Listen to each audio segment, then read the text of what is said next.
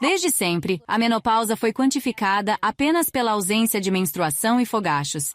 Esses eram os dois principais sintomas. O que é fogacho? Boa pergunta. Só para entender. Sim, um fogacho é uma disfunção termorreguladora. Há um pequeno regulador de temperatura no hipotálamo, no cérebro, com um ponto de ajuste. Quando os níveis de estrogênio diminuem, acabamos com serotonina desregulada, que redefine o regulador de temperatura. O que antes fluía naturalmente, de repente, causa suor profuso. Como a maioria das mulheres, começa na área do peito, você sente o calor aumentando e subindo. Provavelmente posso fazer isso acontecer. Sobe para o pescoço e então sua cabeça começa a suar. Desce pelos braços. Algumas mulheres encharcam toda a roupa, mas geralmente começa central e depois vai para a periferia. Dura segundos a minutos, realmente, mas é completamente disruptivo. Acontece várias vezes por dia? Depende do paciente. Algumas terão várias vezes ao dia, então isso é severo. Outras terão uma vez por semana. Varia de mulher para mulher e não está ligado a níveis exatos de estrogênio, mas aos neurotransmissores e como eles afetam. Mas 85% das mulheres terão isso. Mas 90 a 95% terão mudanças na composição corporal. Quase 100% terão fadiga. Quase toda mulher com quem falei dizia que algo não estava certo. Eu não conseguia identificar, mas me sentia diferente. Isso era por causa do sono ou do que seu corpo estava fazendo. Mas ela não mudava nada na nutrição, exercício, nível de estresse. Tudo estava estável, mas seu corpo mudava. Temos receptores de estrogênio em todos os sistemas do corpo, afetando cada uma de maneira diferente. E os médicos adoram o pato. Anda como pato, fala como pato, tem penas como pato. Então é um pato. Certo? Temos essas listas de verificação. Ok, isso é gripe, perna quebrada, seja lá o que for. Mas a menopausa é difícil. Os sintomas da menopausa. Certo. São variáveis. 85% têm ondas de calor. Claro. 100% das mulheres perderão a fertilidade e suas menstruações cessarão. Menstruações normais e regulares cessarão. Mas 90% sentirão fadiga. 80% terão distúrbios do sono. 50% das mulheres em algum momento terão disfunção sexual. Também vemos quase 100% de mudança na composição corporal, incluindo ganho de peso. Mas onde ele é depositado, muda. Paramos de acumular gordura na área subcutânea e começamos a deslocar mais gordura para a cavidade interabdominal ou visceral. Das pernas e bumbum para o estômago? Sim. Ok. Então, tipicamente, o estrogênio leva a uma forma mais de pira, o que é naturalmente saudável, versus você está tendo nova gordura na cavidade abdominal. Meia pera. Sim, de repente você parece grávida, ou as calças estão apertadas e eles não entendem o porquê. Então, o que você acha que é mais importante? Parece que há muitos desafios e mudanças que as mulheres enfrentam durante este período. E quanto tempo costuma durar a menopausa? Sim, ótima pergunta. A menopausa é, na verdade, um dia. Deixe-me explicar essas definições. É muito confuso. Mas a menopausa é definida medicamente, o que acho terrível. 1 ano após o último período menstrual, isso é a menopausa. E é um dia. Tudo. Depois disso, é pós-menopausa. E antes disso, você tem ciclos reprodutivos normais, previsíveis, como altos e baixos dos hormônios que acontecem a cada mês em um paciente saudável. Muito previsível, certo? Sabemos que ela atinge o pico de estrogênio no dia 14, depois cai e sobe um pouco mais. Temos um pico de progesterona. E isso se repete mensalmente, sendo muito previsível. A perimenopausa é quando essa previsibilidade começa a declinar até o período parar. Pode ser uma vez a cada 2 semanas. Pode ser 10 vezes por dia. É muito variável. Vou explicar por quê e o que acho que seus ouvintes e seguidores devem entender. A diferença entre nós. Eu nasci mulher, você homem. Certo. Você produz seu material genético nos testículos todos os dias e pode fazer isso até morrer, apesar de ser mais difícil com a idade. Mulheres nascem com todos seus óvulos e precisam durar até não poder mais. Atingimos o máximo de óvulos aos 5 meses de gestação, quando nossas mães estão grávidas, e depois diminuem e perdem qualidade e quantidade com o tempo. Com quantos óvulos a maioria das mulheres nasce? 1 a 2 milhões. 2 milhões de ovos. Nossa Senhora. Quando chegamos aos 30 anos, temos 10% dos óvulos, cerca de 120 mil. Aos 40, reduzimos para 3%. A menopausa ocorre quando não há mais óvulos. É o dia em que seus ovos acabaram. Sim, e nenhum hormônio sexual está sendo produzido nos ovários. Qual é a idade média para isso? A menopausa ocorre em média aos 51 anos, mas é normal entre 45 e 55 anos. Vou te explicar. A perimenopausa começa de 7 a 10 anos antes. O hipotálamo e a pituitária, certo? São duas glândulas no cérebro. Provavelmente você as conhece bem. O hipotálamo monitora nosso sangue para o estradiol. Isso conduz o ciclo menstrual mensal. O cérebro está tipo, estamos bem, níveis de estrogênio estão bons, opa, estão baixando. Envia um sinal para a pituitária. E pituitária está tipo, certo, chefe, entendi. E libera LH e FSH, que estimulam os ovários a ovular e produzir hormônios. Certo. O que acontece quando começamos a perder qualidade? Chegamos a um limite crítico no número e qualidade dos nossos óvulos. O cérebro e os ovários não conseguem com o mesmo LH e FSH. Torna-se resistente a esses sinais. O cérebro está tipo, cadê os hormônios? Eu enviei o sinal e os ovários dizem, eu tentei. E ele está tipo, tente mais. Então você tem esses grandes picos de hormônios estimulantes, quase como uma injeção de fertilidade, certo? Os ovários então finalmente liberam um óvulo. Temos essas flutuações selvagens, picos de estrogênio muito mais altos do que na sua fase reprodutiva normal, seguidos de baixos extremos. O que era algo previsível se torna uma zona de caos. Tudo fica assim. A tendência é descer, mas é uma montanha-russa até o fim. Depois vem a menopausa e vira uma linha reta. Isso não parece agradável. É menos tumultuado se você entender o que está acontecendo. Educar-se é metade do caminho andado. Quando você atinge essas idades, vai haver muitas mudanças. Você não precisa ter medo, certo? Certo. Não tenha medo. Vai acontecer e podemos te guiar. Há nutrição, exercício de estresse, todos os pilares da saúde são úteis. Mas entender o que está acontecendo para que você não se manipule e se defenda no consultório do seu médico, porque aqui está o problema. A primeira pergunta que você fez foi: como chegamos aqui? Uma mulher não pode entrar no médico e obter informações, sem saber o que está acontecendo com seu corpo, como a sociedade vê o envelhecimento e as mulheres envelhecendo, e como a profissão médica lida com elas. Na minha formação, havia essa ênfase de que as mulheres tendem a somatizar seus sintomas, significando dar uma razão psicológica em vez de biológica, dizendo que está tudo na cabeça dela, basicamente. E isso vem acontecendo por milhares de anos. Muito sentimentais, né? Exatamente. A mulher chorona era um termo usado pelos meus residentes de nível superior para uma mulher que vinha à nossa clínica, com uma lista interminável de sintomas vagos. Sim. Dores de cabeça, fadiga, depressão, libido, dor nas articulações, o que for. Tudo é um problema. Parece que há um pouco de problemas em todo lugar. E é no Texas. Então esse texano alto e magro, com seu jaleco branco e suas botas de cowboy, que diz: parece que não há muito o que possamos fazer por ela. Essas mulheres passam por isso nessa idade. E eu também já acreditei nisso. Não houve educação sobre como prevenir alguns desses sintomas. E será possível otimizar certas coisas? Não. No meu último ano de treinamento surgiu a Iniciativa de Saúde das Mulheres. E a TRH foi retirada. Então, não houve nenhuma educação sobre a perimenopausa e como podemos intervir e diminuir a sintomatologia. E temos as coisas crônicas, ondas de calor à noite. São coisas que levam as pessoas ao consultório. Mas o maior impacto, se olharmos para o risco de doenças cardíacas em homens, como hipertensão, alta glicemia, diabetes e risco de AVC, são lineares com a idade. As mulheres têm risco menor que homens até a menopausa. Aí elas disparam e os ultrapassam. A menopausa é um grande fator de risco para doenças crônicas. A perda de estrogênio afeta o fígado. O colesterol sobe. Isso afeta a íntima da artéria. É muito protetivo para o revestimento da artéria. Então há muito menos aterosclerose. Lembre-se de que mulheres com idade de 45 a 55 anos normalmente entram na menopausa. Então, se você entra na menopausa na faixa mais jovem, você está em maior risco porque seu corpo fica longe do estrogênio por mais tempo e de toda a proteção que ele oferece. Mulheres em geral vivem mais que os homens? Sim, mas 25% dessa vida é em má saúde.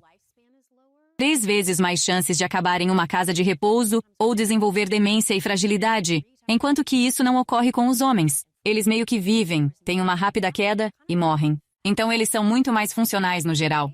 Nem todos os homens, nem todas as mulheres. Mas as tendências mostram que as mulheres vivem 3 a 4 anos a mais, mas estão em casas de repouso e não conseguem cuidar de si mesmas. Mulheres sofrem mais de demência que os homens? Sim, Sério? de 2 a 3 vezes mais. Por que isso? Há um ótimo livro sobre isso. Lisa Mosconi escreveu The Menopause Brain e She-Sex Brain, explorando muito o tema. Sabemos que o estrogênio protege o sistema neurológico. Quando esses níveis caem, vemos a aceleração de doenças. Mas e para os homens? Pois temos menos estrogênio, certo? Sim, seus níveis de estrogênio se estabilizam. São mais baixos que os das mulheres, mas na menopausa você tem mais que eu. Mesmo? Sim, você ainda tem uma proteção básica. Que permanece na maior parte da vida. Sim, Agora, com todas essas diferenças, não sei se você chamaria isso de sintomas ou desafios que as mulheres enfrentam durante a menopausa.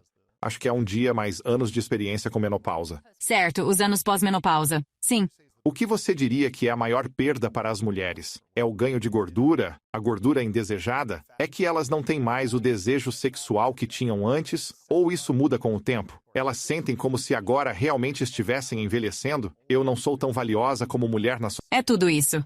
Acho que é tudo isso. Está tudo acontecendo de uma vez. Eles estão se sentindo tão... E olhando para o impacto econômico da menopausa, tenho 55 anos, estou no auge da minha carreira, e só sobe. E se eu estivesse sofrendo de névoa cerebral, 1 entre 5 mulheres largam seus empregos por causa das mudanças de cognição e da menopausa. Esta é uma idade em que deveríamos estar investindo mais em nossas carreiras. Os filhos já cresceram em sua maioria. Você sabe, estamos apenas nessa idade onde Onde você tem mais sabedoria, experiência e conhecimento agora. E agora perderam confiança porque não conseguem mais encontrar as palavras ou calcular direito. Estão acostumadas a funções cognitivas de alto nível e perderam a função executiva. Vemos mudanças na saúde mental, dopamina, serotonina, norepinefrina, tudo isso está ligado aos nossos hormônios. E, você sabe, quando essas mudanças acontecem, especialmente na perimenopausa, que é tão caótica, o cérebro adora saber o que está por vir, certo? Ele funciona bem para a maioria de nós quando o estrogênio aumenta. A progesterona aumenta. Está acostumado com isso. Quando chegamos à perimenopausa, vemos um aumento de 40% no risco de depressão. O maior risco de suicídio feminino é entre 45 e 55 anos. Apenas olhe para os números. Observamos a serotonina e os SSRI. O uso de antidepressivos dobra da pré-menopausa à pós-menopausa e aumenta após os 65 anos. E isso são coisas que não precisam acontecer. Podemos intervir cedo, fornecendo educação, aconselhamento, terapia e diminuir esses riscos conforme envelhecemos. Você já trabalhou com quantas mulheres? Quantas que já atendeu, tipo, individualmente? Desde que minha clínica abriu? Ai, Deus, mais de 1000. Então, explique-me, se puder, e coloque-me, ou qualquer pessoa, homem ou mulher, no lugar do que uma mulher que está sentindo emocionalmente, espiritualmente e psicologicamente quando percebe que não tem mais óvulos e não pode mais, mesmo que não quisesse mais ter filhos, mas não pôde mais ter a capacidade de ter filhos. O que emocionalmente, psicologicamente acontece com as mulheres que passam por esse momento, em que não dá mais? Acho que é um momento passageiro. Passei por isso também e conversei com esses pacientes. Você passa por um período de luto e depois fica tipo, não preciso me preocupar com isso mais. Estou satisfeita. Já tive meus filhos, e propositalmente não tive mais. Queria focar nos 2 que tinha e estava feliz com isso. Tentamos mais uma vez e nunca deu certo. Mas fiquei tipo, estou satisfeita. Sim, mas você tinha um ritmo de um ciclo. Você sabe, um ciclo físico. Mas você passa por esse caos. Não é como se a porta se fechasse de um dia para o outro. Você passa meses, anos, se perguntando, o que está acontecendo comigo? Além disso, elas perdem confiança por causa das mudanças cognitivas. Perdem libido. O casamento é afetado, os relacionamentos, perdem resiliência à ansiedade e ao estresse. E tantas coisas acontecem com essa mulher. Quando chegam ao meu consultório, elas já viram 5 ou 6 médicos. Foram a um cara pelas palpitações, foram ignoradas, disseram-lhes, isso é normal, faz parte da sua vida, seu ganho de peso, coma menos, você é preguiçosa, você é gorda, e quando chegam a mim, eu digo, Estou aqui para você, querida. Elas ficam tão gratas, choram. Eu só quero que se sintam validadas. Então começamos a conversar. Ok. Quais são nossas ferramentas para tirá-la dessa situação? Você pode imaginar que sou uma mulher de 49 ou 50 anos que passou por 7 médicos, finalmente leu seu livro e percebe que preciso vir te ver. E eu venho, e por 2 horas estou soluçando e chorando, contando todos os sintomas que tive e digo, não sei o que fazer. Qual é a próxima coisa que você me diz? E o que você fará para apoiar a mim e as mulheres que não sabem como se sentir seguras e protegidas sobre o que fazer a seguir? Primeiro, eu escuto e acredito nela. Isso já é metade da terapia, porque a maneira como a sociedade e a medicina percebem as mulheres, como treinamos nossos clínicos, pelo menos na minha geração, é visto como uma coisa da cabeça, e as mulheres são apenas emocionais. E ter alguém que acredita e diz algo como sim. Nós dizemos sim, sim, e sim há um estudo que comprovou blá blá blá. E vamos falar sobre o que vamos fazer a respeito. E eu poderia dizer para elas irem para casa, fazerem yoga e comerem torradas ou algo assim, e elas se sentiriam, sabe? Mas começamos com opções terapêuticas. Passamos por hormônios, farmacologia não hormonal, mudanças na nutrição.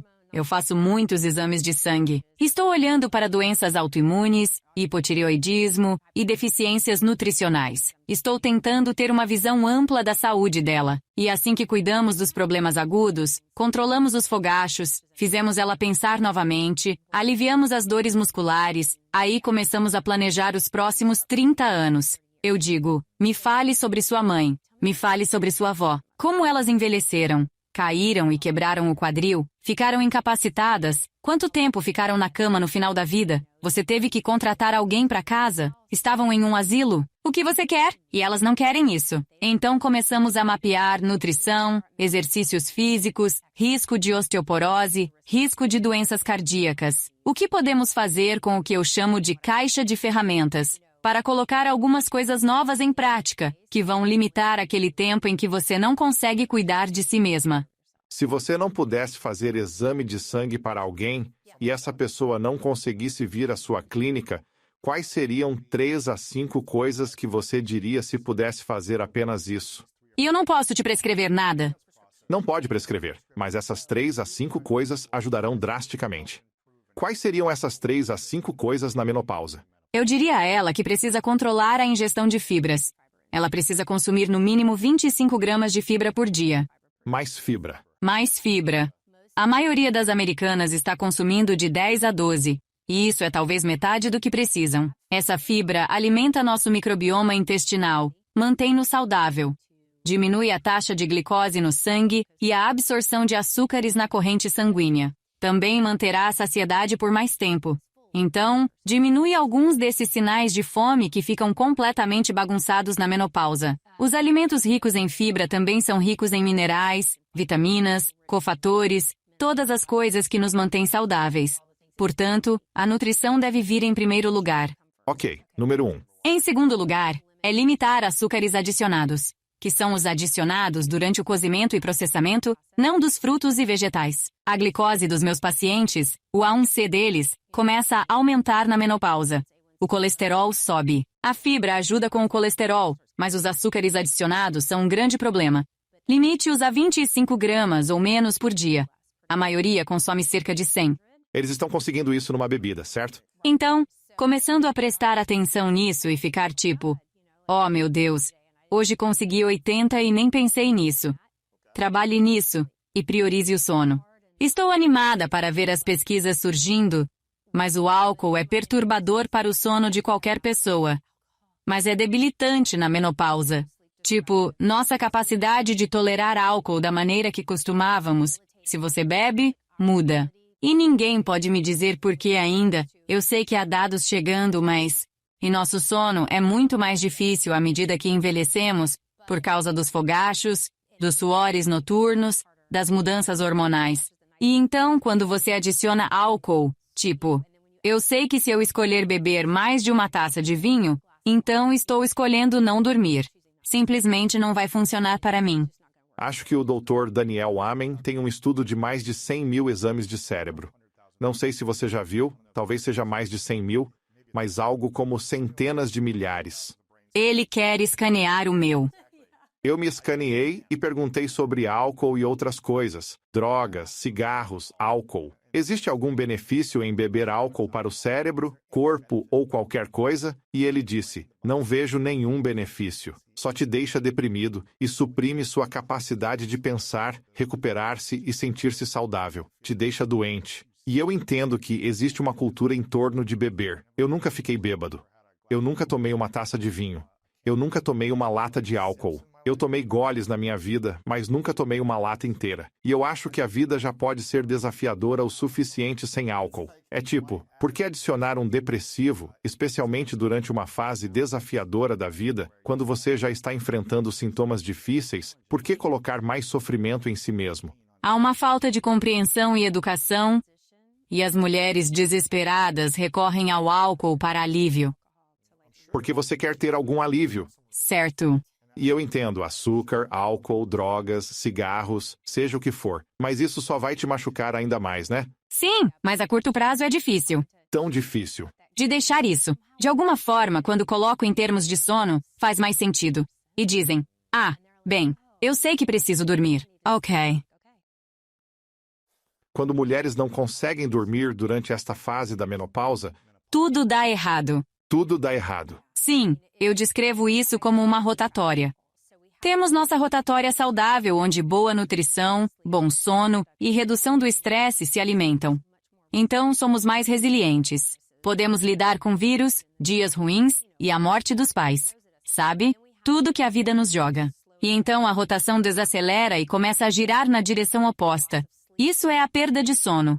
A gordura visceral aumenta e há ganho de peso. Você se sente mal. Sua saúde mental sofre e não consegue pensar no trabalho. Sente vergonha. Então você está envergonhada, seus relacionamentos desmoronando. Então falamos sobre desacelerar esse ciclo negativo, pará-lo e fazer girar na direção oposta. Ok, então priorizar o sono. E o que mais? Então, movimento, exercícios. Na minha geração, nos movimentávamos para sermos magros.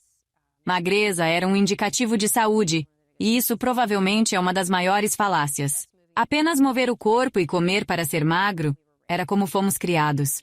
Tive que fazer muita autorreflexão e terapia para superar isso. Aquele número na balança, para muitos de nós, era como nos julgávamos, como começávamos o dia. Subíamos na balança de manhã. E aquele número não representa água, gordura visceral, massa muscular. Sabe, eu poderia ter ganho 10 quilos de músculo, mas me sentia tão mal comigo mesma que não entendia que esse músculo me manteria saudável à medida que envelheço. Se você pudesse dar um conselho a qualquer mulher na casa dos 20 ou 30 anos sobre o corpo dela, Forte ao invés de magra. melhor ser forte. Nutrição acima das calorias. E informe-se sobre o que está por vir, porque está vindo. Quando chega o dia 20, aparece a progesterona. A progesterona é a exceção. Ela não gosta de estresse. Então você não deveria jejuar, você não deveria forçar seus treinos. Você deveria diminuir sua agenda social se puder. Você deveria diminuir o ritmo dos seus treinos. Isso significa mais yoga, pilates, caminhadas,